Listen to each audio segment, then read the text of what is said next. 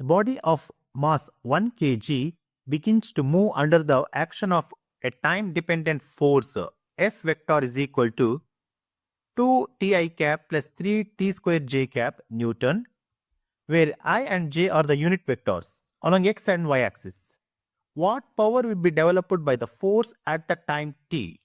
Okay, here they are asking the power. We know that power is equal to force into velocity. Okay, since it is a vector, that means the vector force is equal to vector velocity. And here their data given is force and mass. And we know that acceleration we can find with the help of that is a force upon mass. That is vector force, which is equal to 2 times ti plus 3t square j. Then the mass is what is 1 kg. Then as it is we get that is 2 ti plus 3t square j. This is the acceleration now. Then with the help of the acceleration, if I want to find the velocity, then I need to integrate this acceleration with respect to dt. That is velocity I need to find with the help of the acceleration. That is integration of the acceleration with respect to dt.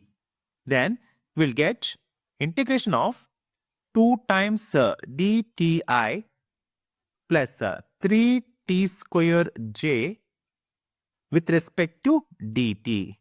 If I want to integrate this one with the help of the time, then this becomes t square I plus t cube j. That is velocity, it is in terms of meters per second. Then we know the velocity and we know the force here. Then by multiplying these two we get the power. That is power is equal to force is equal to 2ti plus 3t square j into t square I plus t cube j. Since it is a dot product, we know that in the dot product, I terms will be multiplied each other, j terms will be multiplied each other, and k will be multiplied by k. Then this becomes 2t cube plus 3t to the power of 5.